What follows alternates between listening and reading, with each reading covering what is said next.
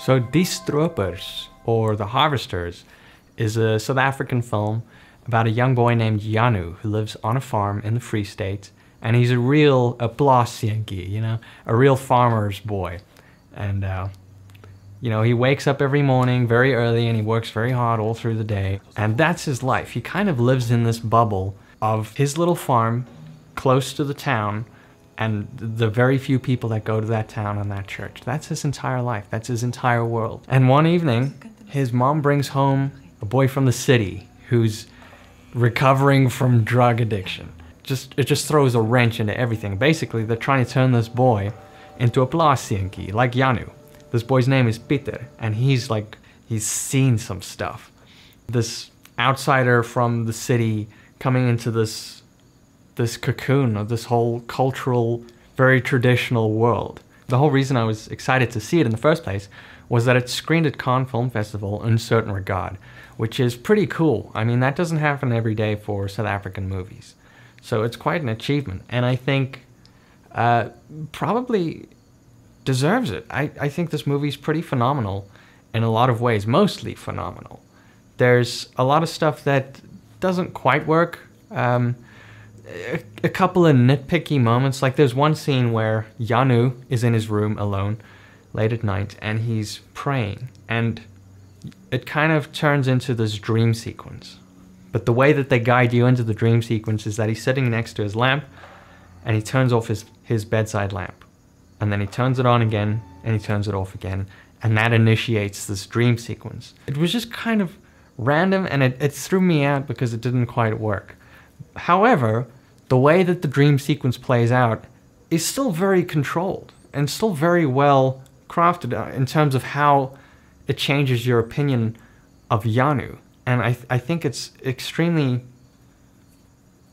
compassionate for this kind of character. Just that weird lamp thing didn't work for me. It's really a movie about a lot of power struggles. This family believes that it's extremely important for them to sort of, and because of that, within the family, there are these little power dynamics. It's so interesting how their lives are compartmentalized. Like, this is the mom's domain, this is the dad's domain, and there's some pushback between the two of them, and you're never quite sure who's the boss in the house, you know, between the parents.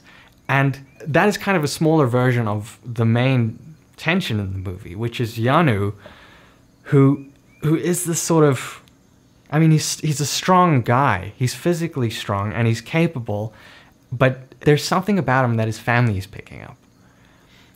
And that exact thing is what Pieter, this new boy, also cottons onto. That leads to kind of a weird relationship between Pieter and Janu.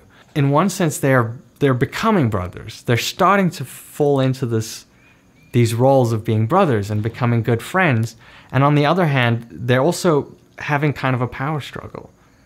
And that was a really interesting sort of back and forth between the two of them. Really, really helped a lot by their performances. Janu is played by Brent Vermeulen, and there are a lot of things about his character that you can only infer through the performance, you know, things that the actor brings to the role. And one of those things is that this character is just a person who isn't very comfortable with eye contact. And every time he's making contact with somebody, even when he's trying to be intimidating, it's like he doesn't notice it, that he's making eye contact and his eyes just wander, they dart around. Nobody ever addresses it. Nobody ever talks about it in the story. It's just a detail that makes this character very interesting. And Pieter, played by Alex van Wyk, this is an example of how casting, the right casting, can go so far. I mean, this kid, you just buy him, the moment you see him, you buy him as the city kid. You know, the kid from the city who's been through it all, who's seen it all. Nee op die Betty. Pieter, nee. Wat maak jy met die hond? Nee. Pieter.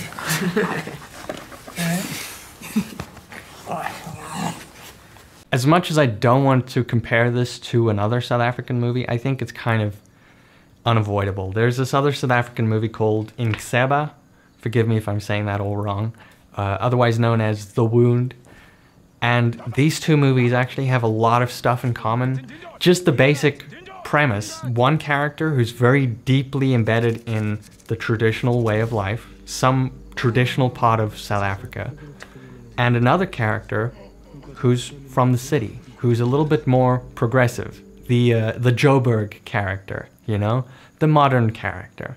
And this modern character is thrust into this traditional setting and doesn't buy into that way of life. That's the central conflict of both of these movies. But I do think that Inxeba, or The Wound, tripped itself up, I think, in the sense that there are things that the movie does that they just kind of push the story too far, when really the best thing about that movie was this traditional part of South Africa that a lot of South Africans don't even know about. This thing that happens all the time. And the movie pushes it into the realms of, you know, too dramatic and suddenly not believable. You know what I mean? Almost sentimental. I feel like because of that, The Harvesters, or Die Stropers, is kind of one step ahead of Inxeba, just by virtue of they had more faith in the story they were telling. They had more confidence in the vignette, the world, and they didn't push the story too far. Specifically the way it was directed, one step more subtle, one step more controlled.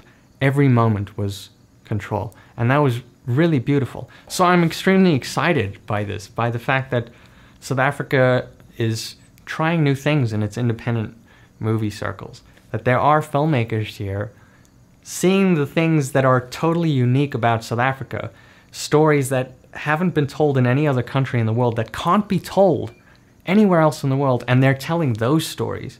That's really exciting for me. But I do feel like this is the safe route, you know? It's a bit easier to do this. People are afraid to really push it, to really experiment.